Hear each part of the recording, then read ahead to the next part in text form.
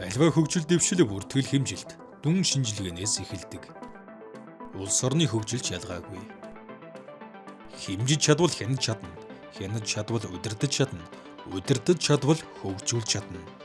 Ийм учраас цөөн залуу хүн амтай Эрдэс баялагын нөөцөгтэй зах зээл дойр мэдээллийн технологи харьцангуй сайн хөгжиж байгаа Монгол улсын хувьд өрсөлдөх чадвараа зөв тодорхойлж, тогтвортой бодлого тууштай хэрэгжүүлбэл хөгжлийн гайхамшиг бүтээх бүрэн боломжтой.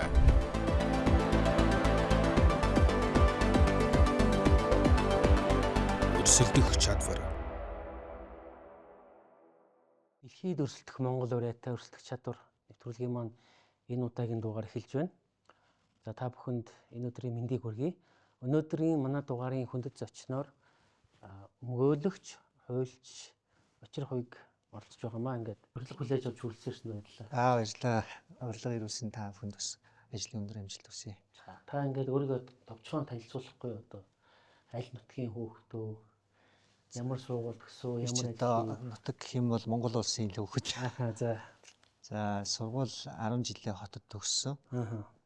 Тэгээд их сургууль бол хуулийн анхны мэдлэгээ Бүгд найрамдах Унгар улсад шууд бакалавр магистр хамтд нь хийсэн.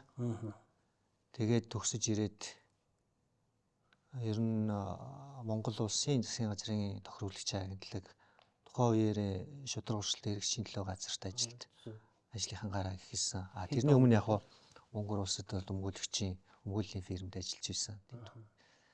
Тэгээд тэрний дараанаас 6 орчим жил тухайн байгууллагатаа ажиллаж байгаад гараад одоо өмгөөлөлчээр 17 оноос хойш ажиллаж байгаа. Манай Бацандан гишүүн сурж ирсэн үү өнгөр? Бацандан гишүүн одоо насны хувьд бол надаас дээшээ. Манайс бид хоёр нэг сургууль сурч ирсэн. Нэг сургууль үү. Хуульчийн дотроо олон янз шүү дээ. Тэгэхээр таны яг тэр мэргэжил гэх юм уу одоо нарийсаж сурсан чиглэл нь. За яг сургууль сурж байхдаа би аль болох энэ бизнесийн эрх зүй тэр дундаа одоо өнөөдөр ярих сэдвт хамаарах өрсөлдөөний эрх зүйг илүү судалж байсан.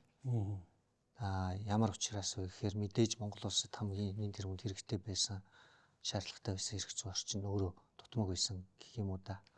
Тэр агуулгаараа илүү судалж байсан. Тэр хүрээндээ ч гэсэн Монгол улсад ирээд сурсан мэдснээ хэрэгжүүлэх боломжтой байгууллагатай ажилд орсон юм болов уу гэж. За тэгвэл та ерөнхийдөө ингээд бодлого боловсруулах талдаа туршлага томилуулсан гэсэн үг эсвэл хэрэгжүүлэхтэй одоо төрийн зохицуулалт талдаа ер нь бол энэ хоёрыг уялдуулж мэдээж нөгөө ихтэй сургуулийн боловсрол гэдэг маань өөрөө суурь онлын чиглэлийн зүйлүүдэд заагаад өгч байгаа. За тэгээд би тэрнийг Монгол улсад яг намайг ажилд орж байхад бас энэ өрсөлдөөний эрх зүйн орчны шинтгэл явж ирсэн. Тэгээд тэр хүрээндээ хэрэгжүүлэх боломж гарч ирж байгаа. За хэрэгжүүлэх явцдаа бас мэдээж эн чинь тухайн байгууллагын эрх зүйн орчныг сайжруулах, боловсруулах чиглэлүүд бол хуульч нарт ногдож байгаа. Тэр хүрээндээ ч ажилласан. Тэгээд би шудраг уршилтын хэрэгжлийн газраас гарчаад хуульч болоод дахиад олон улсын байгууллагуудаас одоо энэ эрх зүйн орчныг сайжруулах ийм тухайлбал одоо Японы хамтын ажиллагааны байгууллага JICA-гаас ийм хөтөлбөр гаргаад энэ дээр бол хуульч судлаачийн хувьар орж хуулийн шинжилсэн найруулга энэ төр ажиллаж исэн судалгаанд хийж исэн. Манайд одоо тэгээд энэ өрсөлдөөний эрх зүйг одоо зохицуулж байгаа үндсэн хууль гэх юм уу да. Хамгийн гол чухал хууль нь ямар хууль зохицуулаад байгаа шүү. За мэдээж одоо өрсөлдөөний тухай хууль гэдэг хууль байна. Тийм. Энэ хууль байгаа. Ерөнхийдөө гол үндсэн суурь хууль. Тэр маань өөрийгөө гүйцэтгэж чадж байна. Тодорхой хэмжээнд чадж байгаа. Ордоос орж чадахгүй гэж хэлж болохгүй. Яагаад тэгэхээр мэдээж энэ хуулийн хооронд оноо өгвөл 0 хамгийн муу 0 тэ огч чадахгүй бол 0. Хууль хэрэгжүүлж чадахгүй, хуулийг хэрэгжүүлж байгаа. За тэгвэл хууль субъект нь хэрэгжүүлж чадахгүй гэдэг чинь өөр ойлголттой. Хууль бол харьцангуй тийм муу талтай орохгүй. За хуулийг хэрэгжүүлэх шатанд тодорхой хэмжээний алдаа дутагдал байгаа. Энэ юунаас болох тухай өнөөдөр ярих бах, юунаас болоод байгаа гэдэг ийм хоёр тустай ойлголт байгаа. Өмгөөлөгчөөр ажилласан гэсэн шүү дээ тийм үү? Тэгэхээр одоо өмгөөлөгчөөр ажиллахаар одоо аль талдаа илүү ажиллаж байна одоо? Бизнес үү, төрийн талд уу? Өмнө нь одоо би шудраг уршилтын хэрэгжлийн газарт ажиллаж байх явцдаа мэдээж төрийг төлөөлж одоо Хөлөөд орж. өрсөлдөөний байгууллага чинь өөрөө одоо энэ өрсөлдөөн шударга явж гин үү, эрх зүйн орчин хэрэг явж гин гэдэг дээр маргаа үүсэн шүү дээ. Ямарваа нэгэн акт гаргалаа гэхэд энэ дээр аж ахуйн нэгжүүд нөгөө талд нь байдаг байхгүй юу? Тэгэхээр байгууллага төлөөлж явна явдаг хууль чинь шүүхээр явдаг байсан. Тэр үед бол байгууллага л төлөөлж явж байгаа. Өмгөөлөгч болсноосоо хойш бол яг нөгөө талд нь гарчиж байгаа. Үйлчлүүлэгч бодлоо. Тийм үйлчлүүлэгч. Юу гэхээр үйлчлүүлэгч гэхээсээ илүү хувийн хвшлийн өмгөөлөгчөөр ажиллаж байгаа ш. Төрийн байгууллагын өмгөөлөгчөөр ажиллах боломж одоо тэр бүр байхгүй. Тэгэхээр ер нь бол нэг юм хоёр талаас нь тий хоёр талаас нь харж ажил одоо тийм төвшөнд л очиж байна. Ер нь тэгвэл одоо ялалт ялагдлын харьцаа гэх юм да. Тийм одоо нэг хувийн амжилт гэх юм уу да. 100 шүүхүрэлд ороход тэдэн дээр нь яасан тэдний одоо энийг бас дахиад нөгөө өмгөөлөгч хүнийнүүдээр юу хэлэх үгээд ялалт ялагдал гэж ойлголт бол миний хувьд байдгүй. Үйлчлүүлэгчийн төлөөлж байгаа субъектийн эрх ашгийг хэр хэмжээнд хамгаалсан байл гэдэг. Одоо тэрэн дээр яллагч ялагдал байхгүй шүү дээ. Ер нь бол ойлголт нь. Тэгэхээр ер нь бол шударга өрсөлдөөн шинжилгээ газарт би байгууллага төлөөлж ажиллаж байх хугацаанд харьцангуй гайгүй 90% шийдвэрийн таны талд гарч ирсэн. Тий, ер нь бол байгууллагын талд 90% гардаг байсан. Хувийн хвшилд орсон. Хувийн хвшилд очиод яг тэр байгууллагатай гэхээсээ илүү хувийн хвшлийн айгүй олон бизнесийн эрх зүйн харилцааны маргаанууд гарч байгаа шүү дээ. Тэр байгууллагатай ч шүүхтэн. Одоо тэр байгууллага шууд буруу шийдвэр гаргана. Эсвэл төрийн зарим нэг захиргааны байгууллагын гаргасан шийдвэрийг хүчингү олгох ч юм уу тэр чинь бизнесийн үйл ажиллагаанд саад учруулж байгаа бол тэрнтэй холбоотой шүүхийн маргаанууд гарна. Хэцүү гайгүй 70 орчим хувьтай шийдэгдэж байна. Зөв. Манай энэ нэвтрүүлэг маань ерөнхийдөө нэг тийм тодорхой хязгаартай тэгээд нөхцөлөх чадрын талаар хүмүүст ойлголт өгсөн. Ялангуяа бодлого боловсруулагч нарт бас өөр өнцөг өгсөн ийм зорилготой нэвтрүүлэг юм байна л. Тэгээд танаас нэг ийм одоо танин мэдхүйн чанартай асуулт асуумаар. Та хоёрын өрсөлдөх чадварыг юу гэж ойлгож байна?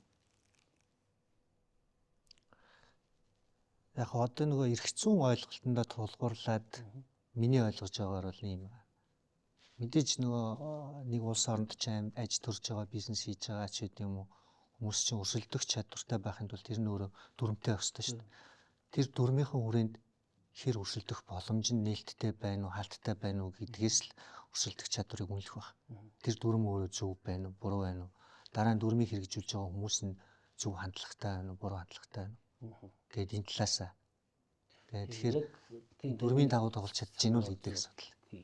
Яг тийм шинжлэх ухааны бүхний төлөөлж зөвшөөрөгдсөн нэгдсэн ойлголт байхгүй байгаа.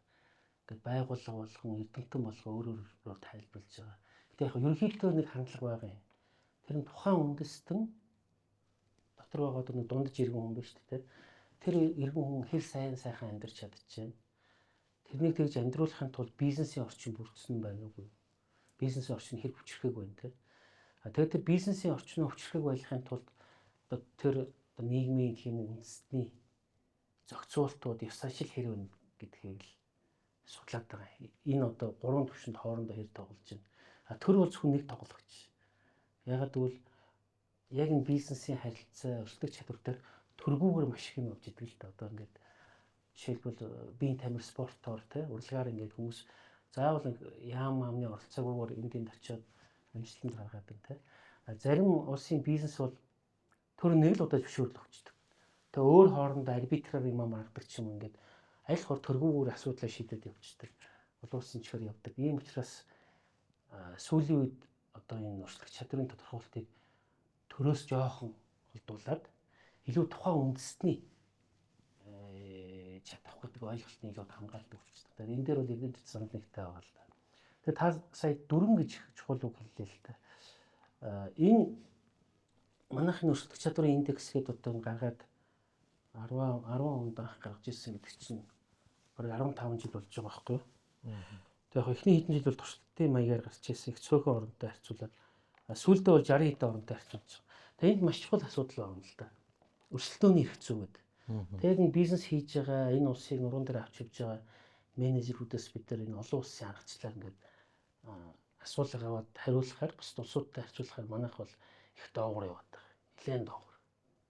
Одоо 10 он авах хэвээр ердөө 345 оны авч байгаа. Тэгээ энэ яаж юм тэгэхээр өрсөлдөөний эрх зүй маань энэ шудраг бос өрсөлдөөнд сэргийлж чаддаггүй гэсэн ийм одоо нийтлэг дүр зураг бол ингээд олон жил явж байгаа. Тэнтэй холбоотой би юу асуух гэдэг нь тэгэхээр та бол дүрэн байгаа гэж хэлсэн. Гэхдээ энэ дүрмийн үйлчлэл зохицуулалт тэрнээс гарч байгаа үр дүн дээр бол манай бизнес эрхлэгчид бол их тийм сэтгэл дундуур явж байна л да. Бусад улсуудтай харьцуулахад. Бусад улсууд бол их өндөр шүү дээ. Сингапур, Малайз нар бол 8, 9 оноотой их өндөр оноотой. Зөв. Одоо Манайх яагаад 10, 12, 14 оны судалгаа юм байна шүү дээ, тий. Ер нь бол тэрнээс хойш ийжлэх. Яг л ингээл хийгээл байгаа. Тий. Тэгэхээр ийм байгаа. Монгол улс чинь хамгийн анх одоо зах зээлийн нийгэм рүүгээ шилжлээ. 93 онд анхны өрсөлдөөний хууль буюу шудраг өрсөлдөөнийг хориглох тухай хуулиа баталсан. Шудраг өрсөлдөөнийг хориглох тухай хууль. Тэгээд энэ хуулиа өөрчлөөд 40-г болгоод дахиад болгоцсон 2000 онд. За энэний дараа энэ хоёр хууль бол одоо тухайн үеийн хуулиуд гэсэн үг шүү дээ. Тэгэд 2010 онд энэ хоёр хуулийг 40-г болгоод өрсөлдөөний тухай гэдэг шинэ хууль гаргаж ирсэн. Одоо хурцсан найруулга. Тий. Нэр нь хүртэл өөрчлөгдсөн байгааз. Тэгэхээр чи нөгөө хуучин хуулиудын нэрээс нь хүртэл харагдаж байгаа шүү дээ. Шудраг бус өрсөлдөөнийг хориглох тухай хууль, ямар нэг юмыг хориглох тухай хууль гэж. Өрсөлдөөнийг дэмжих тухай хууль ч юм уу. Тэгээд хандлага нь өөрөө нэрнээс эхлээл байх ёстой шүү дээ. Тэгэхээр яг 10 онд өрсөлдөөний тухай хуулийг өмнө ч гэсэн агуулга нь бол байсан. Гэхдээ 3 том концепцтэй. За нэгдүгээрт мэдээж бүх улс орнууд дээр монополийг тий задлах, монопол эрх мэдэлтэй одоо компаниуд байх юм бол тэрийг үйл ажиллагаанд нь хяналт тавих тэр бол байж байгаа. За дараа нь хамгийн том өрсөлдөөнд саад учруулдаг зүйл нь нөгөө өгсөн хувилдах буюу картел. За энэ хоёрыг хориглох зохицуулттай энийг хэр хэмжээнд яаж хэн зохицуулах вэ? Төрөөс. Аж ахуйн нэгжүүд хоорондоо яаж бизнесийн эрх зүйн харилцаанд орох вэ? Ямар тохиолдол болохгүй вэ гэдгийг наривчлаад хийгээд өгсөн. За 3 дахь том концепц нь энэ төрөөс энэ бизнесийн үйл ажиллагаанд орж болохгүй гэдэг хаалтуудыг тавьж өгсөн байхгүй. Энэ бол хууль нь байгаа. Одоо төр зөвшөөрөл өгөөд шүү дээ. Эсвэл татвар хурааж явж байна. Тийм. Энд одоо бизнесийн үйл ажиллагаанд орцож байгаа юм. Тэгээд тэр нь өөрөө юу гэж ойлгохдох вэ гэхээр төрийн захиргааны байгууллага, нутгийн захиргааны байгууллагаас хууль зааснаас бусад үндслэлээр ямар нэгэн зөвшөөрөл одоо тий хаалт болт хийхийг хориглосон л тийм зохицуулт байхгүй. Тэгэхээр яг энэ хэсэг дээр хуулийн хэрэгжилт байхгүй. Яагаад? Бараг байхгүйтэй адилхан байхгүй. Яг тухайн үед би ажиллаж байгаа хугацаанд тодорхой зарим нэг тохиолдолд тиймэрхүү шийдвэр гаргаж ирсэн. Яамдууд тий ийм үйл ажиллагаа явуул, тийм үйл ажиллагаа явуул гэд шийдвэр гаргаад тэр нь буруу байна наач өрсөлдөөнийг хязгаарлаад байна. Тийм болохоор зогсоо. За энэ яагаад ингэж том зургаараа хэрэгждэггүй вэ гэхээр энэ шудраг өрсөлдөө хэрэгжийн төлөө газар хуучин нэрээр одоо монополи эсрэг газар гэдэг нэртэй болсон. Тийм үү. Тийм. Бизнес тийм болчих уу? Энэ болоод удааг баха 1 жил болж байна. Монополи эсрэг өрсөлдөгдсөн тийм юм байна. Энд ямар яамны доор байна? Энэ байгууллага нь өөрөө засгийн газрын тохируулагч агентлаг. За. Яамны ч стас тусгүй. За. Шатар сайдын харьяанд үтэй. Шатар сайдаар зөв. Тэгэхээр энэ байгууллага чинь чиг үүрэг нь өөрөө үндсэн чиг үүргийнхаа нөгөө 3 хуваагаад байна шүү дээ. Тэрнийх нь нэг том чиг үүрэг нь төрийг өөрийг хянах гэдэг шүү дээ. Тэгэхэд яамныхан хэмжээндээ статусгүй сайдтай очиж шаардлага тавих засгийн газартаа шаардлага тавих тийм боломж байхгүй. Энэ дээр алдаа байгаа байхгүй. За энийг засъягээд энэ JK-гийн судалгаатай холбогдуулаад санал одоо зөндөө гарч исэн. Одоо судлаач нараас олон улсын жишгээ харъя. Олон улсын жишгээ харахаар нэг бол хараат ус байдлаа хангуулад энэ Монголд байгаад байгаа шүү дээ. Санхүүгийн зохицуулахаараа оч гэдэг юм те нэг улсын хурд яриа бие даасан хараат ус байдлаа хангагдсан те. Тийм болёо. Тийм болгож ийж эн чинь өөрөө төрийн бизнест оролцдог оролцоог хязгаарлах боломжтой юм байна. Одоо энэ өнөөдөр хүртэл хийгдээгүй. Хийгдэх боломж нь бол байгаа. Энэ хууль эрх зүйн орчноо шинжилж ижил тэрнээс болоод энэ хоошоо ухраад байх магадлал аюул өндөр байгаа. За нэг асуудал нь хоёрдугаарт энэ том компаниуд чинь нэгэн том болсон компаниуд аль болох зах зээлээ өргөсгөж байгаа. Тэр бол буруудах зүйл байхгүй. Өргөсгөх явцдаа одоо бид нар чоныг махитлаа гэж занж бол тийм болохгүй. Тэгэхээр тэрийг нөгөө тоглоомын дүрмээ тодорхой болгож өгөөд та нар энэ хэмжээнд ингэж өршөлтвөл та нарыг буруутгахгүй. Энийг давах юм бол буруутгана. Тэгэхээр энэ дээр хит хитэн одоо юу гэдэг кейсүүд гарсан л да. Одоо энэ нефтийн компаниуд нийлээд хоорондоо тохиролцоод үнэ нэмжлээ гэдэг нэг асуудал ярьдэн шүү дээ. Энэ чинь инфляцид нэлээд нөлөөлдөг хүчин зүйлсүүдийн нэг шүү дээ. Гэх мэтлэн махны зах зээлч байд юм уу. Тэгэхээр энэ ямар тохиолдолд тэрийг хориглох уу гэдгийг наривчилж зааж өгөх хэрэгтэй юм бэл. Тэгээ энийг хуулиндаа ерөнхий байдлаараа картел гэдэг зүйлээр бүгдийг хориглоцсон. Яг ингээд сайн судлаад үзэхээр энэ компаниуд чи хоорондоо юу гэдэг юм бэ хөгжил дэвшил гаргахын тулд технологи инновац хийхин тулд кластер гэж яриад байгаа шүү дээ. Хоорондоо ярилцсан шүү дээ. Төлөв дэлхийд өөрчлөлтөн шүү дээ. Тэгээ хоорондоо ярилцсан нэгдэж нийлэн нэг том зүйлийн төлөө явна. Тэгэхэд энэ хуулиар ер нь бүгдийг хорцсон. Тэр эдийн засгийн мөн чинь натан зөрчлөөд шүү дээ. Яг эдийн засгийн суурьтай байж энэ хууль чи өөрөө хэрэгжих гэдэг шүү дээ. Эдийн засаг чинь өөрөө яах вэ гэхээр картел гэдэг зүйлийг ерөөсөө 100% муухай буруу юм биш. Ямар тохиолдолд эдгээр хамтарч ажиллах вэ? Ямар тохиолдолд болохгүй юм гэдэг зааг ялгааг нь гаргаж эрх зүйн орчныг бэлдэж өгөх хэрэгтэй. Энэ олон улсын одоо ийм семинар дээр очиод ярихаар ер нь бол тэгдэв. Одоо энэ Солонгосын жишээгээс аваад үзэхэд Солонгос чинь хөгжихийн тулд 80-аас 2000-ад оны үед барилгын салбараа хөгжүүлэх гээд барилгын компаниудаа нэг хэсэгтэй хоорондоо та нар тохиролцоод хөгжүүлээдгээ. Тэр үед чинь бид нэр энэ картел малтер дээр чинь баг нүдэн анжия гэдэг тийм юм явсан байхгүй юу? Тэрийг нь засгийн газрын шийдвэр гаргаад зөвшөөрж байгаа. Ямар хэмжээнд зөвшөөрөх үү? За үүнээс хойш тийм байхгүй шүүгээд хөгжицснийхэн дараа боловлчихж байгаа. Яг энэ өсөлт чадрын тайлан Монголд бол яг төрийн бас байгуулгын хэд. Бусад улсуудад бол нэлээд тийм хүчрхэг байгууллагууд ийж байгаа. Одоо ерөнхийлөгчийн дэргэдэх үндэсний консулч гэдэг нь өмнө Солонгосын хувьд бол нэг хэсэг тийм байсан. Тэгээ энэ талд нь төрийнхэн сууж байгаа, энэ талд нь хувийнхэн сууж байгаа. Хувийнхныгаа бол та нар айлхаар нэгдэн нийл гадагшаа дайр олон улсын зах зээл дээр давуу байдлуулж байгаа гэдэг. Тэгээд нөгөө сайд дарга нараа энд суулгацсан хүмүүсийг загнаад байдаг. Яагаасаад болоод байгаа.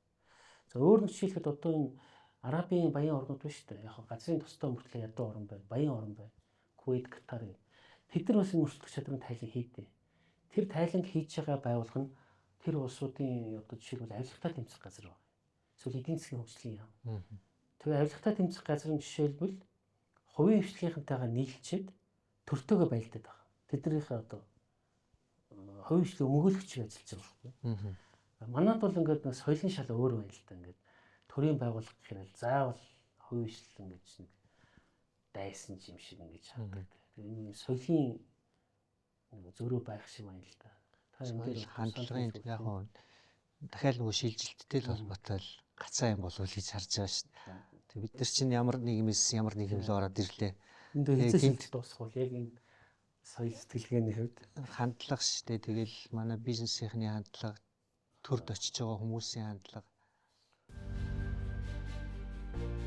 Бид хаана явна вэ? Монгол хүн урлаг спортын хувьд бусад дэлхийд өрсөлдөж чадж байна. Харин Монгол үндэстэн нийгэм, эдийн засаг, бизнес засаглалын хувьд хэрэг өрсөлдөж байна вэ? Бид хөгжиж байна уу эсвэл ухарч байна уу? Энэ асуултад өгөх бодиттой объектив бас шинжлэх ухааны хариулт бол өрсөлдөх чадварын судалгааны дүн юм. Хөтлөгч, эдийн засгийн ухааны доктор Отго Чулуу.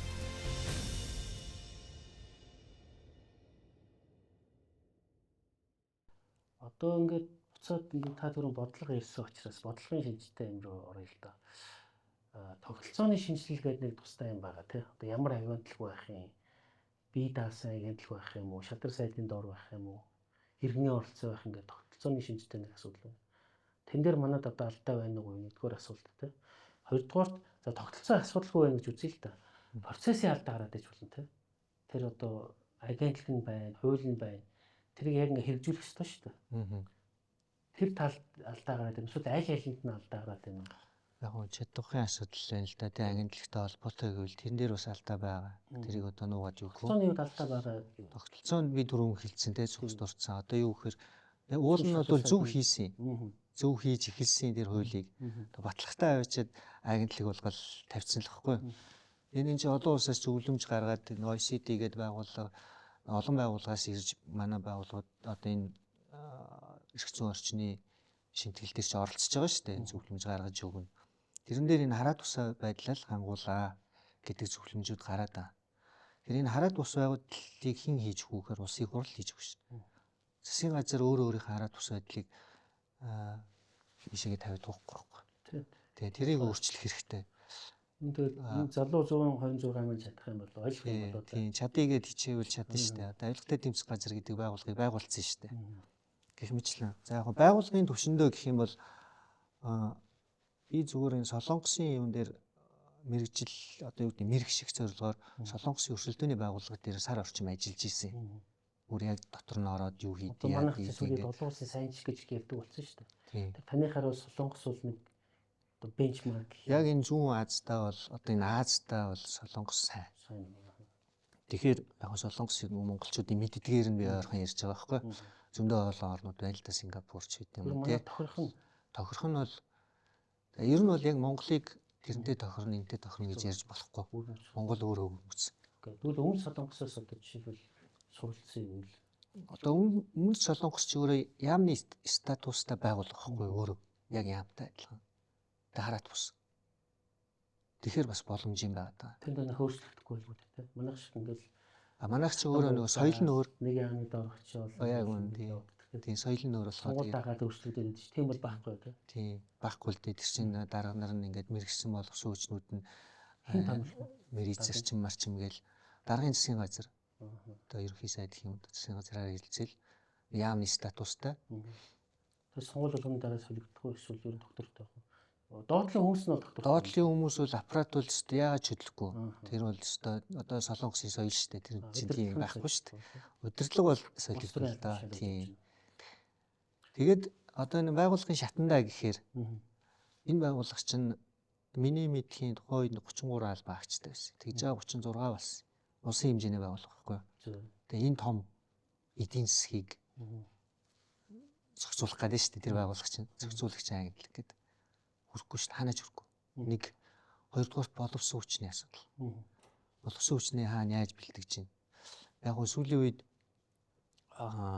энэ дахиад нөгөө Японы хамтын ажиллагааны байгууллага чинь нийгэмд манай засагтаа гэрээ хийсэн. Танаа энэ хууль юуны хэрэгжүүлэгч байгууллагуудын чинь албан агч нарыг юу яагаад өгөө мэрэгжлийн дэвшлүүлээд ингээд өгч чадахжуулаад өгьгээд гэрээ хийсний хөврөнд тодорхой албан агч нарын Япон руу мэрэгжил дэвшлүүлэх тийм ихтэй сургуулиудад явуултыг. Тэгээд тэр нь одоо яг хэр хэмжээнд тэгээд яг хөө тэр нь бол нэг доод шатны албан тушаалтанд яваад нь штэ. Тэгэхээр нөгөө дунд шатны албан тушаалтнууд дарга эднэр чинь федерал их явдаг үстэй. Тэгээд энэ байгууллагын бүтцийг нээсгүй бас ингээд харахаар айгүй зөв бүтцтэй байхгүй юу? 9 гишүүнтэй хуралдаантай 6 9 хаа. Манай Монголынхаа. Тий. Тэр нь шийдвэр гаргадаг байхгүй юу? Уул нь хараад бус. Нөгөө онлынхын дагуу хийцэн. Тэрнийхэн хэдэн одоо бизнесийн төлөөлөлт чинь байгаа. Одоо энэ худалдаа аж үйлдвэрийн танхимаас нэг байдیں۔ Энэ үйлдвэрчний эвлэлээс нэг байдیں۔ Хэрэглэгчийн эрх ашигыг хамгаалах нийгэмлэгээс нэг байдیں۔ За тэгээд засгийн газраас хэдийн тэгээд ингээд нэг юм орон тооны бус хэд идэг лээ дээ. 6 байдаг. Орон тооны 2 тэгээд дарагтайгаа 9 хүн суугаад маргаанцлаад байдаг шиг юм биш үү? Ууланд хийх ёстой юм. Тэгээ тийм юм явдгүй. Одоо тэр чинь бол бүтцэн тийм шүү дээ. Яагаад явахгүй? Одоо тэгэл бүтц зохион байгуулалтыг одоо тэр хэрэгжүүлэх шатнд л хүмүүс хийн штэ. Би ингээд нөө Германд 8 жил сурсан юм. Тэгээд Германы жишээг хараад тахаар Бундескартеланд гэж байдаг. Тэр гараад ингээд дэлхийн 2 дугаар дайнаас хойш одоо хүртэл хөгжлөгдөг байна. Германы нэг соёлын нэг одоо онцлог нь тэр төрийн тогтцсон тогтолцоог ер нь хөвдөхгүй шүү. Энд бэлтгэж ер нь байлгаа л. Тэгэхээр тэр Бундескартелантын хийж байгаа ажил бол одоо манай муухайгаар ярих юм бол матаас хүлээж аваад сууж тийм лээ. Компанид өөрөө өрсөлдөгчөө матантай энэ ингээд дээ шүү. Ингээд дээ шүү. Тэгээд төрүүлж илчлэх юм бол одоо өгсөн хуульцсан гэж үзэх юм бол төрүүлж одоо илчлээд тэрийг одоо мэдүүлгээ өгөн ч гэдэг мэдэхгүй те. Ингэх юм бол хариуцлагаас чөлөөлөөд 2 дахь 3 дахьт нь арай бага торгуулгууд 3 дахьт нь маш өндөр торгуулагчтай. Тэгэхээр нөгөөдөл чинь төрүүлэх гээд ингээд хооронд үзчихдэг байхгүй. Аль болохоор төрүүлж одоо энэ өгсөн хуульцсан байж магадгүй гэсэн юм ингээд өөртөө мэдээлэл эхэлдэг. Тэр надад их зөв зарчим юм шиг харагдсан. Яг бол одоо тухайн зах зээлийг тэр дотор байгаа оролцогч нараас илүү сайн одоо химжиж юу болж байгааг нь ойлгож тэ харилцан хяналт тавьж чадах хүн байхгүй шүү дээ. Яг тэгвэл тэр чин тэр дээр байгаа юм чинь. Би Германыг хийж ойлгосон зөв бүр. Зөв. Энэ юу юм Монгол улсын өрсөлдөөний тухай хувьд бас байгаа концепц нь. Энэ хэрэгжилтийн шатанд ойлгохтой яваагүй. Яг хөө тухайн үед би ажиллаж байхдаа яг саяны тань хэлдэг нөгөө мэдээлэгчийг урамшуулах гэж нэртэй Ленси програм гэдэг юм да тухайн үед олон улсын нэршил нь мэдээлэгчийг яагаад урамшуулдаггүй? Тэр нь заавал бизнес эрхлэгч байх албагүй. Тэнд болж байгаа энэ картел гэдэг зүйл чинь өөрөө далд нууцлагдмал аргаар явдаг болохоор одоо бараг гэмтэргийн хэмжээнд илрүүлэх боломжтой тийм зүйл байхгүй юу? Тэгэхээр энэ дээр хоёр юм байдیں۔ Нэг нь болохоор мэдээлэгчийг урамшуулах журмаар за мэдээлэл бодиттой байгаад баримттай байх юм бол тэр хүнд тэр оногдуулсан торгуулийн хэмжээнээс нь тэдэн хувийн өгнө гэдэг тийм журам гаргахаар зохицуулсан. Журмыг нь бол тухайн үед нэг удаа гаргасан, мөрдүүлсэн. За тэгээд нэг юутай холбоотойгоор тэр хэсэг хасагдсан билээ. Энэ төсвийн мөнгө хөрөгтэй холбоотойгоор энэ хуулиар янз янзын мөнгө төлбөртэй асуудал хийхгүй. Торгуулснаас нь аваад өгч байна. Харин тийм ээ. Уул нь тийм журамтай байхгүй юу? Тийм хуулийн концепц. Торгуулийн шууд улсын нэгдсэн төсвөлүүд хатж авчиад байгаа юм. Харин ер нь нэг болохгүй болол тэр хэсгийг нь хүчингүй болгосон юм шиг байлаа. Үгүй болохгүй байна л да. Нөгөөх нь болохоор өршөөлийн хөтөлбөр гэдэг. Одоо нөгөө миний яриад шиг. Тэр нь яг түүхээр 5 хүн ингээ оролцлоо штэ. Тэгэхэд хинд хөрүүлж бууж өгөөд за миний буруу байсан юм байна. Тэгээ бусдыг илчлэгнэ штэ. Одоо нөгөө матаас.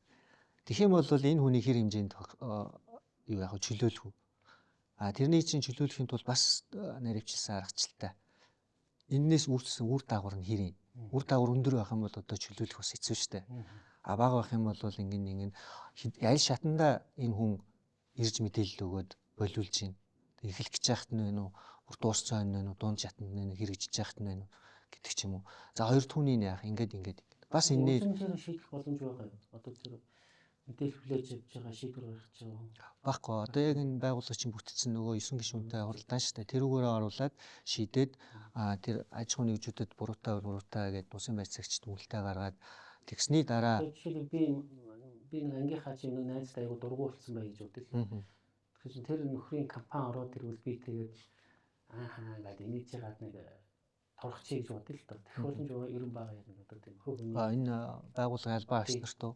Энд чинь өөрөө нэрвчилсэн хуультай шүү дээ. Албан эсрэг хууль нөгөө авт нэртэй хууль тэрээрээ тэгж оролцож болохгүй. Хэрвээ тийм байх юм бол нөлөөллийн мэдүүлгээ хөтлөөд тэндээс сайн дураасаа гарах ёстой. Америкийн жишээ асуумаар байна. Америкт болохоор одоо Ministry of Justice гэмүү одоо шудраг ёсны хууль яа. Одоо манайхаар орчуулж шудраг ёсны. Тэрэн доороо нэг тийм товчооч юм удаа юм шиг байгаа юм. Би нөө тэр юугнасаа ойлгохгүй зүгээр яг эдийн засгийн хүний нүдээр харахад тэд нар яадаг вэ гэхээр ингээд салбар болгоныг очиод судлана. Тэд нар салбар дээр хэдэн тоологч байна гэдгийг ингээд эхлээд гаргаад ирж байгаа. Тоологч гэж үзэхгүй тийм ихэвчлэн. Тэднийхээ зах зээл эзлэх хувь хэмжээг ингээд бүгднийгээр тооцож байгаа. Тэгээд юу яаж байгаа Herfindahl Hirschman индекс гэж үүдэг нэг тийм хоёр мундаг баялагч эдийн засгчнаас тэр индексээр тооцоод тэгээд жишээлбэл тгээс 1500 байх юм бол энэ төгсөрөлтөө зах зээл байна. Энэ дээр үн бол эрхлэх хөлтийнхаа зарчмаар шударгаар тогтож байна. Жохон дээшлэх гэх юм бол энэ бол төвлөрөл ихтэй зах зээл байна. Бүр дээшлэх юм бол монопол байна гэх. Тэр монопол руу орох юм бол ерөнхийдөө задлаад эхэлж байгаа юм.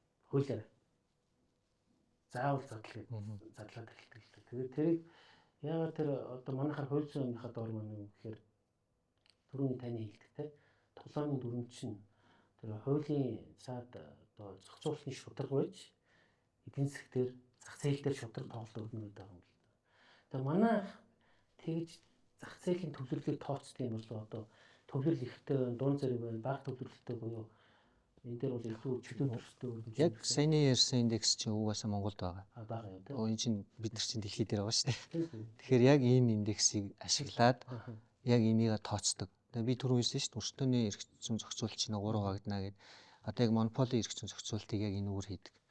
Монопол зүйн ёсны монопол, давамгай байдалтай аж ахуй эрхлэгч гээд хоёр ангилсан. Зүйн ёсны монопол гэдэг нь угаасаа тухайн зах зээл дээр ганцаараа байхаас өөр аргагүй тийм. Одоо хувьд эрх зүйн орчны хувьд бол өө ер нь яг тийм.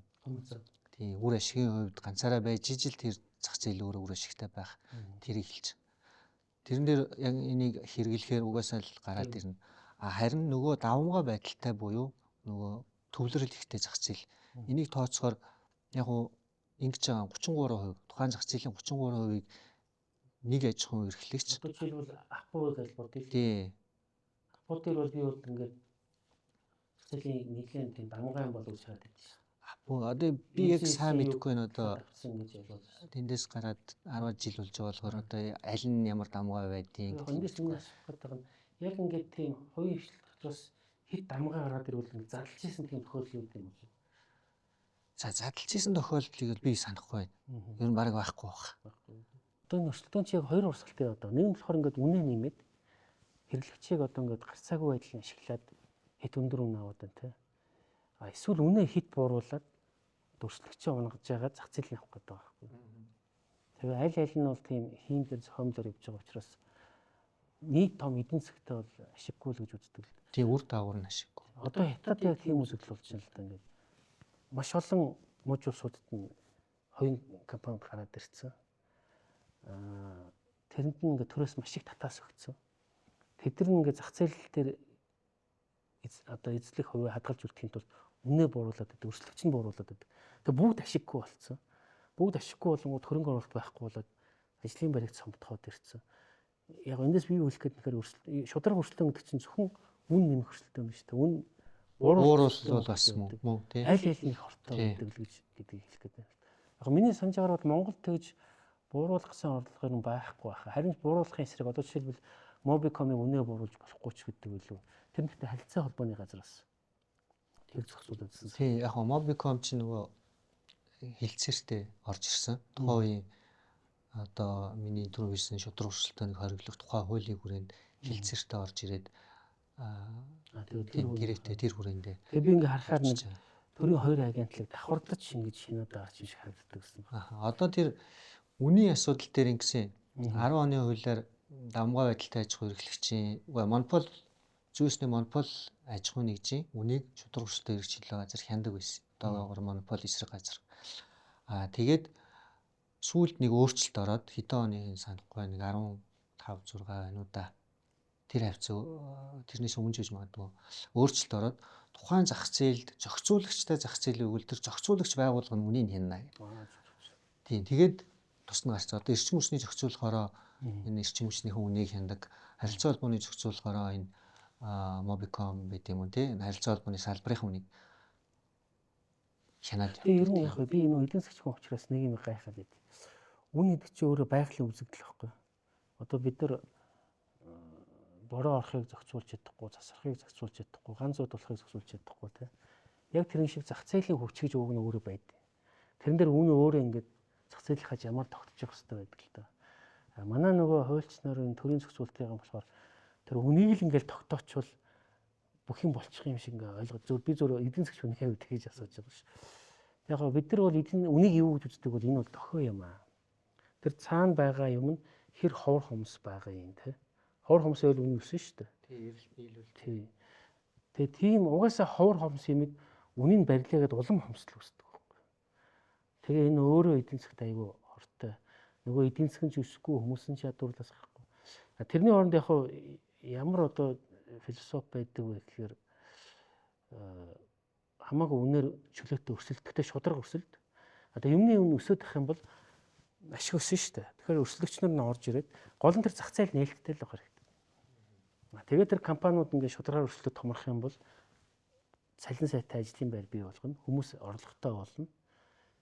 Тэгэхээр бид нар үнэтэй носолдож байхын оронд хүмүүсийнхээ орлогын сайжруулаад худалдаа авах чадварыг сайжруулах нь илүү амьдралтай арга зам гэж үздэг байхгүй. Яг тийшээ гараа явчихаар өрсөлдөөний эрх зүй биш бол явчихна. Нөгөө эдийн засгийн том агуулгаараа яг энэ чинь одоо тэгээд бид нар ус тоог цахилгааныг ингээд үнийн доогуур бариад байна шүү дээ. Автобусны үнэтэй. Инглигээд яг хин хожиж байгаа нөхөр популист улс төрч тожоод байгаа. Яг төрийн албан агч нар бол мэдээж ажиллаа хийж байгаа учраас ийм байх хэрэгтэй. Тэгээд иргэд бол яг нөгөө цаад утгыг нь ойлгохгүй учраас за үн хямд байна ингээл одоохонд ингээ байж ихэд одоо цаад утгаар бол яг ингээ том нийгмээрээ үндэснээрээ бид нар маш их хохирч байгаа. Одоо энэ бусад улсууч ингээ сүнх гэж хөгжиж явчихлаа шүү дээ. Бид нар бол ингээл нэг амиа аргацаас ингээл үнтэйгээ зодтолцоор байгаа л цаана байгаа материалын баялагийг өсөж чадахгүй ингээд хоцорч ийн гэсэн нэг. Яг унаа чинь зөв л дээ. Одоо энэ хуулийн философи нь угаасаа тийм шүү дээ. Өрсөлдөөний эрх зүй. Би түрүү хэлсэн яг үнэтэй холбоотой болоод ирэхээр нөгөө гурван юм чинь төртэй холбоотой нь болоо явчихж шүү дээ. Тэгэхээр энэ өрсөлдөөний байгууллага одоо монополи эсрэг газар чинь төрийг хянах ёстой. Тэгэхээр үнийг хянаад байгаа төрийг хянах ёстой байхгүй. Зөв. Тийм байж. Чи ингээд үнийг ингээд зах зээлийн бус замаар үнийг хянаад тогтоогоод байгаа бол эн чинь төрийн гаргаж байгаа шийдвэр нь өөрөө хуулинд нь бичсэн байгаа шүү дээ. Үнийг нэг хэмжээнд барихад чиглэсэн шийдвэр бол энийг хянаад буруу бол буруу байна гэд хариуцлага тооцоо албан тушаалтан байвал албан тушаалтанд нь гэх ийм хуультай байхгүй юу? Энэ чиглэл рүү ажиллах. Доторх өрсөлдөөний газар ингэж үзье л да. Энэ цахилгааны үн ч юм уу, усны үн ч юм уу, энэ нийтийн тээврийн үн зохиомлоор бариад байна. Тэр цаана байгаа компаниуд нь хөрөнгө оруулалт хийж чадахгүй. Харин ч одоо ингээд амиа аргацааж ягаад үндэсний аюулгүй байдлын хэмжээнд одоо импортоос хараалт болчиход болох хэмжээнд орчлоо шүү дээ. Тэгэхээр ер нь шудраг өрсөлдөөний газраас тэгж зохиомлоор хэд доогуур барьсан үнийг ингэж анхааруулж хэлээд өөрчлөлтсөн тохиолдол байгаа юм. За хийч доогуур юм дээр бол би санахгүй байна. Гэхдээ ер нь бол ингээд Ер нь тэгтээ тэгж тодорхой хэмжээний үн тогтоогоод одоо хуулиар ингээд эрх олгоод болгосон боловч үн тогтоогоод байгаа тийм шийдвэрүүд дээр бол наадхаа бол одоо шаардлага үргэлжилсэн тохиол байдаг. Тий.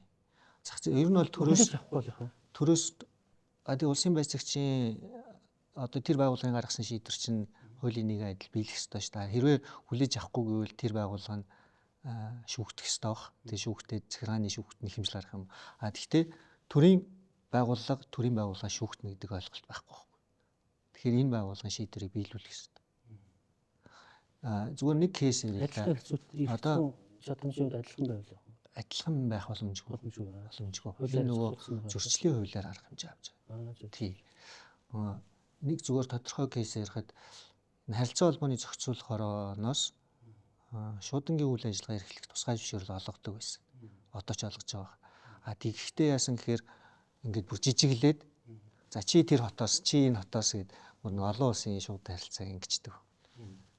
Тэнгүүд эн чинь нөгөө ямар ч өрсөлдөөнгүй болготой хийчихэж штэ бүр хүчээр чи сөүлээс ганцаар хана чи зөө гэд нэг компанид ирэх өгцөө зөвшөөрөл өгцөө. Чи Чикаго осцоо гэд. Тэгээд зарим нэг нь гомдол гаргаж штэ. Би эндээс бас зөөмөр штэ. Карго чи тийм үү шууд. Тэгээ шалгалт хийгээд ингэж тогтоохгүй. Наад хуулинд чинь тусгай зөвшөөрөл гэж нэг л англи байна. Түүнээс биш газар нутгаар нь ингэж зах зээлийг хувааж болохгүй. Гэ шаардлага тавьсан тэрийг биелүүлсэн. Тэрийг биелүүлэхгүй бол энэ нөгөө тээврийн чинь шуудангийн чинь үн унахгүй байхгүй юу? Тэгээ тэр дам байдлаараа үнийг өндөрт бариад байна штэ. Тийм үү? Тэр энэ чинь өрсөлдөөн бий болгож иж үр дүнд нь үн юмдраад нөгөө хэрэглэгч саадгүй юм зүүдэг. Тийм л тогтолцоо бий болгоо. Альва хөгжил дэвшил бүртгэл хэмжилт дүн шинжилгээнээс эхэлдэг. Улс орны хөгжилч ялгаагүй. Хэмжиж чадвал хянаж чадна. Хянаж чадвал удирдах чадна. Удирдах чадвал хөгжүүлж чадна. Ийм учраас цөөн залуу хүн амтай эрдэс баялагын нөөцөгтэй зах зээл дээр мэдээллийн технологи харьцангуй сайн хөгжиж байгаа Монгол улсын хувьд өрсөлдөх чадвараа зөв тодорхойлж, тогтвортой бодлого тууштай хэрэгжүүлбэл хөгжлийн гайхамшиг бүтээх бүрэн боломжтой.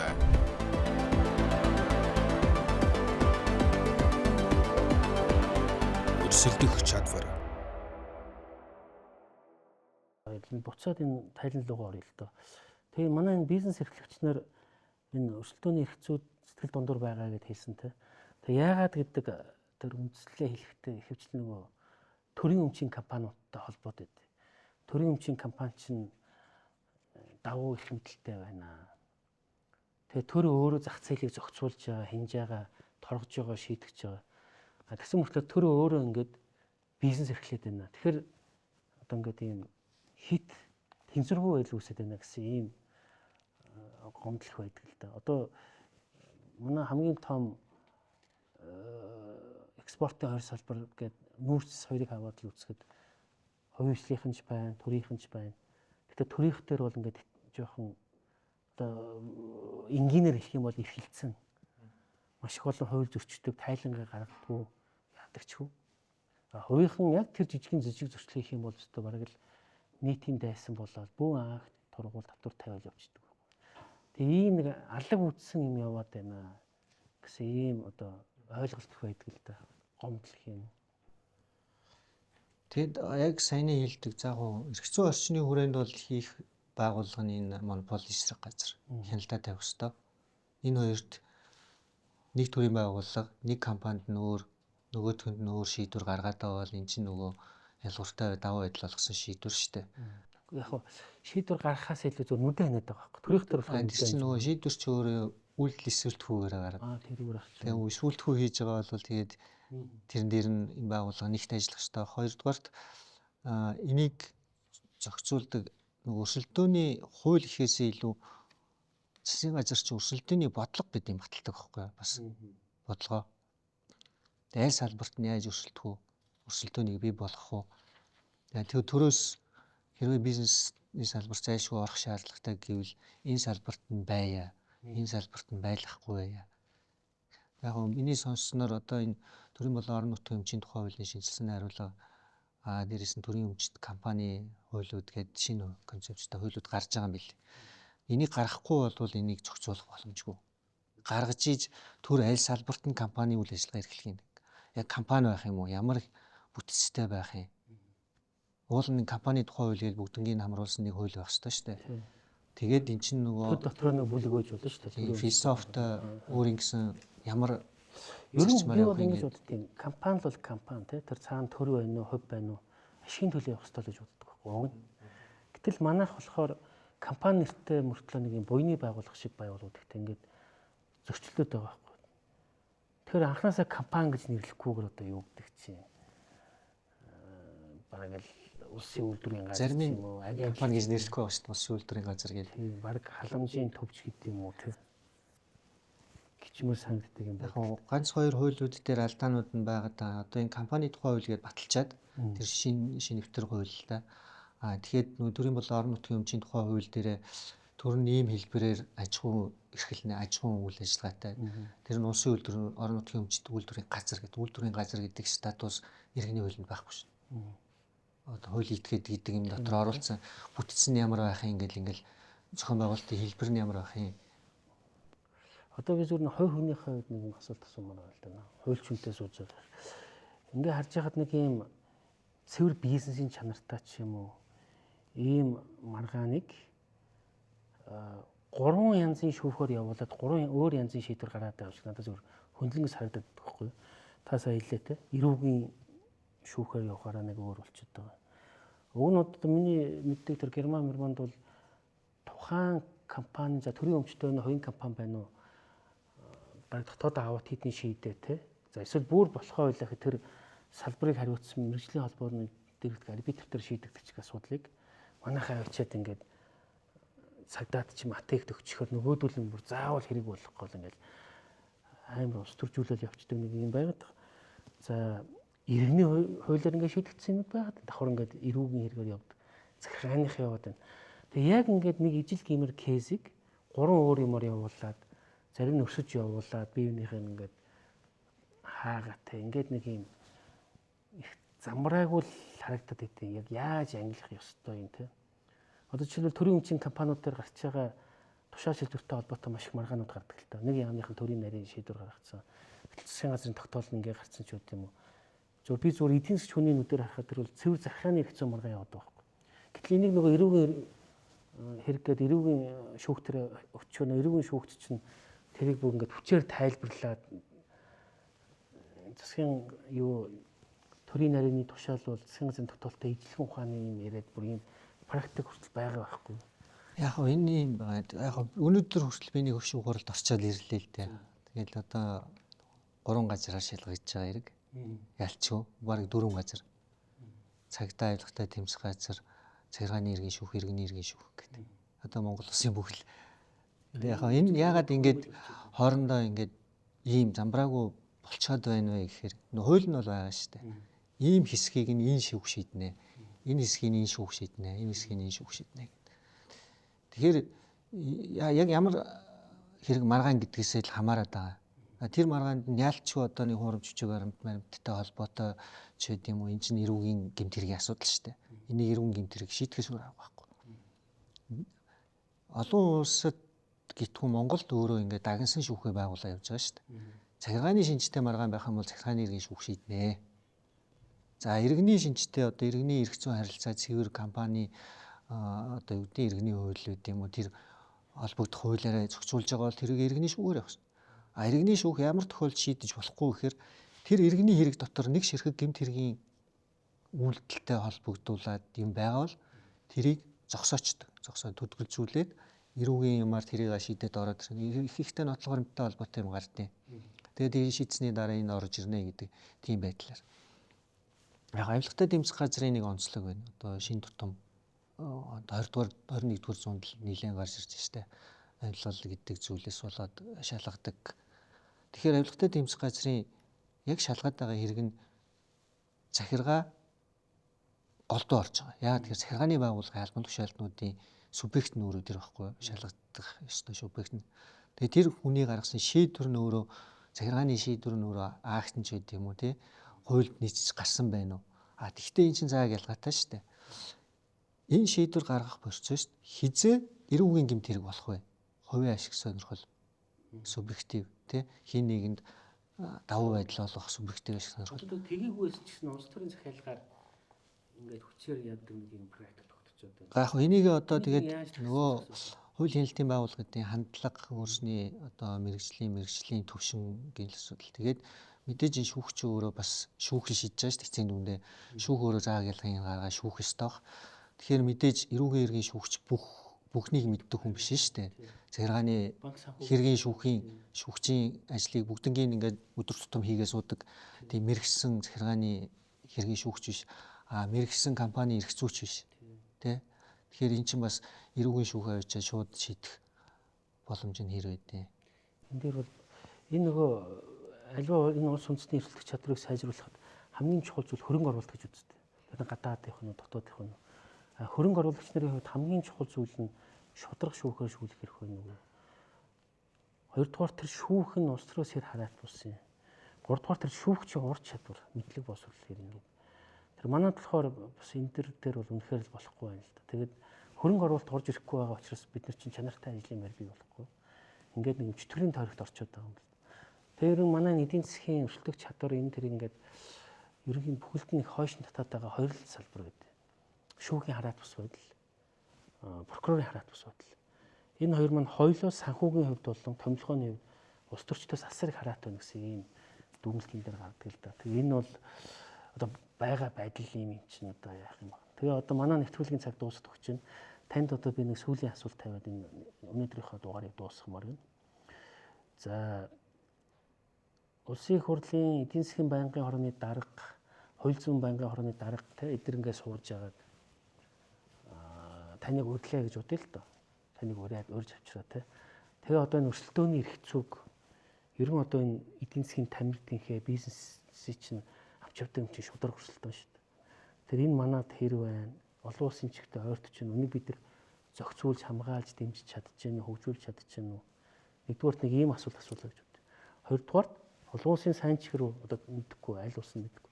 Тийшээ төхөөлөхийн тулд юу хийх ёстой вэ гэдэг ийм хоёр асуулаа гэж одоо ингэ төсөөлөд бодъё л доо. Та ямар хариулт? Яг би өөрөө бодох биш. Нөгөө зөндөө олон судалгааны ажлуудад оролцсон болохоор ерөөсөө энэ олон улсын байгууллагуудаас ч ихсэн зөвлөд мэрэгжлийн судлаач Монгол зөндөө олон хууль судлаач нар байгаа шүү дээ. Ихтэй сургуулийн багш нар оролцсон энэ судалгаанууд байдیں۔ Энэ судалгаанууд дээр үндэслээд нэг ямарваа нэгэн өөрчлөлт хийгээч. Тэгээд өөрчлөлт нь юу авах вэ? Хамгийн нэгдүгээр би түрүүлсэн энэ өрсөлдөөний эрх зүйн орчноо сайжруулах гэдэг бол энийг хараат ус байдалтай байгуулгал мэдээж хэрэгжүүлнэ дээ. Жинхэнэ утгаар хараат ус. Тий, хараат ус. Тэр нь хараат ус байдлыг чинь ингэж үнэлээд идэм билээ шүү дээ. Санхүүгийн хараат ус байдал тэр байгууллага одоо нэг засгийн газраас цалингаа авдгүй байх хэрэгтэй байхгүй юу? Ер нь бол сангийн сайдаас хамааралгүй. Тий. Тэгчээ сангийн сайдын эсрэг шийдвэр гаргах гэж байхгүй үстэй. Нэг юм эдийн засгийн хараат. Томилгооны буюу нөгөө эрх мэдлийн хараат ус байдал. Одоо бол улс төрчилт хэмжээд байгаа юм шүү дээ. Тэгэл нэг дарга нь айгу хурдан солигдол байгаахыг бодвол одоо улс төрийн л юм л. Энэ хоёр суурь юм аа, энэ хуулиндаа хийгээд өгч. Үжиг асуудал байна. Тий, энийг би хүсэж байгаа юм шиг. Тэр олон судлаачдын гаргаж өгсөн тэр судалгааны үр дүнд ийм юм хийгээд тэгэж л гэдэг. Тэгээ дараагийнх нь бол мэдээж хуулиа сайжруулах шаардлага байна. Тэрнийг мэдээж цаг үетэйгээ нийцүүлээ хууль сайжрахаас өөр 15 жил болчихлоо шүү дээ. 10 оны хууль гэдэг чинь. Тэрнээс хойш одоо дэлхийн зах зээл өөрөө өөрчлөгдөд байна. Тогтолцоо биш. Одоо жишээлбэл картел гэж үг хэлэх үү гэхээс эхлээд ойлголт юм. Эдийн засаг өөрчлөгдөд байгаа юм чинь ямар зүйлийн картел хийн, ямар зүйлийн картел биш хийн. Гэт энэ л тэйгээ хөтлөгдөд. Бусад бол одоо өрсөлдөх чадварыг хөгжүүлэхийн тулд кластер маягаар хөгжүүлээд байгаа байхгүй. Бүр ингэ бүгдийг нийлүүлээд зориуд дунд нь давуу байдал үүсгэе те. Тэгэд олон улсын зах зээл давуу байдал олж аваад байгаа. А манай давуу байдал гэхээр гэмт хэрэг гэж үзээд байдаг. Ингээд нэг юм. Яг хөө эн чинь онол дээрээ ч зааж байгаа шүү дээ. Та монопол байж болно, давуу байдалтай байж болно. Эн чинь гэмт хэрэг биш ээ, зөрчил биш ээ. Энэ өөрөө хизээ болох вэ гэдэг зааг ялгааг чинь хуульчлаад өгсөн шүү. Тэгээд мэдээж тэр төр хараад ус байдлаа хангуулчвал энэ төрөөс гарах шийдвэрүүдийг хяндаг одоо хоёрдугаар авилгатай тэмцэх газар юм уу та? Авилгал биш. Гэхдээ ер нь төрөөс гарч байгаа буруу шийдвэр байх юм бол хяндаг. Энэ дэр ерөнхий байгууллагуудын оролцоо ямар байх вэ? Одоо төрийн бас байгууллагууд гэж байна. Яг төрийн бас байгууллагууд бол хэмчлэн энэ эрх зүйн орчин дээр судалгаа хийх ч гэдэг юм. Тийм байдлаар л оролцож байгаа. Түүнээс нэг яг манай өмгөөлөгчнөр бол бас нэг тусдаа төрийг хянах чинь үүрэгтэй гэж хэлж болохоор хүмүүс өмгөөлөгч нар үйлчлүүлэгчийн эрх ашиглалтаа мэдээж салбарын байх ёстой байгууллагууд руу бүгдэн рүү нь хууль зүйн гаргалгаатай хүсэлт саналаа гаргаад шийдвэрлэх тийм л салбарын хувьд одоо ингээд энэ салбар дээр тий. Одоо яг хувь өмгөөлөгчийн хувьд одоо зарлагдсан судалгааны ажилд нь орж ажиллаж байна. Хуулийг шинжлэх ийм байгуул орж байна. Маргаан үүссэн тохиолдолд энэ буруу штэ, энэ зөв штэ гэж шүүхээр явж байна. Манай өмгөөлөгчтэй холбооны даацтай дуурч чадчихна одоо ингээд одоо манайх ингээд авилга гэхэр зөвхөн л нэг хоёр хүн хоорондоо мөнгө төгрөг авсан юм шиг яриад байдаг те. Одоо энэ авилгалын индексийг хяндаг улсууд чинь авилга гэхэр шал өөр юм яриад байхгүй нөө. Крапшн гэдэг үг чи өөрөө ялзрах муудах гэсэн утгатай үг шүү дээ. Тэр төрийн тэр хууль тогтолцоо хэрэгжих тэр төрийн хоорондын харилцаа шүүх эдгээр нь өөртөө ингээд үйл ажиллагаанд доголдоод ирэхийг бас крапшн үздэг байгаа байхгүй. Тэр манайхан болохоор зүгээр л нэг даргад ч юм уу нэг юмч багшид нэг набор хэмжээнд л ойлгоод байгаа шүү. Гэтэл манай энэ төр өөр ингээд чиг үүргээ гүйцэтгэж чадахгүй ингээд нэг улс төрчдгийн тоглоом ч юм уу болчиход байгааг крапшн гэж үздэг байхгүй. Бүр илүү өргөн агуулгаар. Тийм учраас ингээд тэр крапшн индекс гэдэг их тийм өргөн хүрээнд ярьдаг асуудаг л да. Манай болохоор нэг авилгатай тэмцэх газрын шалгаж байгаа хэргийн тоогоор л нэг ойлгоод байгаа шүү. Их явцсан ойлгоод байгаа шүү. Тэгээд энэ томоор харахад одоо манай өмгөөлөгчнөр ингээд холбоогоороо тий. Өмгөөлөгчдийн айрам гэдэг юм уу? Дуурчаад ч нөө. Яг өмгөөлөгч нар ч одоо айрам гэж дуурхасаа илүү хувь өмгөөлөгчөөрөө тухайн хэрэг маргаан дээрээ зөв шийдэх тал дээр нь хувиа борлуулалт даваа шаарлуулаад биш. Тэрний чинь ингээд одоо нэг юм том юмны чинь төлөө ширхэг бүрээр л тэмцэж ижил үр дүнд хүрнэ шүү дээ. Тэгээ шүүхтэр очисон хэрэг нь тий нэг өмгөөлж байгаа хэрэг нь зөв шийдэгдэх тал дээр сайн ажиллаж ивэл тэр одоо бага хэмжээгээр хөв нэмрээ оруулаад энэ зөв болох, зөв үйлдвэрлэлд нь оруулах. Одоо буруу байгаа бол зөв. Түрнийх асуулт дээр нэмж хариулах юм байгаа үү? Одоо ингээд улсын их хурлтай хууль эрх зүйн шинжилгээ хийхэд бол та түрүү хоёр юм хэлсэн шүү дээ. Өрсөлдөөний эрх зүйг хараад ус байдлын тодорхойлгоё, хараад бус бодлоо зэгцлэе, ойлголтуудаа шинжилье, утгуунуудаа шинжилье. Тийм. Одоо энэ нэр томьёоны асуудал ч юм. Одоо хүмүүс болгон л ярьж байна шүү дээ. Ковидын үеэс хойш ямар бизнес нь яаж хөгжчихэд байна. Уламжлалт бизнес чинь байхгүй болоод байна. Буцаж иргэж гин гэл. Яг энтэйгээ нийлүүлээл хуулийн шинжилгээ хийхэд одоо дээр үе шипи гэж ярьдаг байсан юм л да. Одоо бол одоо олон улсын сайн жишг гэдэг тийм бэлэн судалгаа бий юу? Яг одоо хуулийн төсөл болгоцохоор тийм судалгаа. Одоо бэлэн хийгдсэн хуулийн төслүүд байгаа шүү дээ. Тэр байгууллага дээр нь өөр дээр нь. Тэр яагаад явахгүй? Тэгэл ус төрч нэрийг л ажиллах та тэр явуулах нь. Засгийн газраас өргөн барайл тэгэл явах хэрэгтэй байх та. За.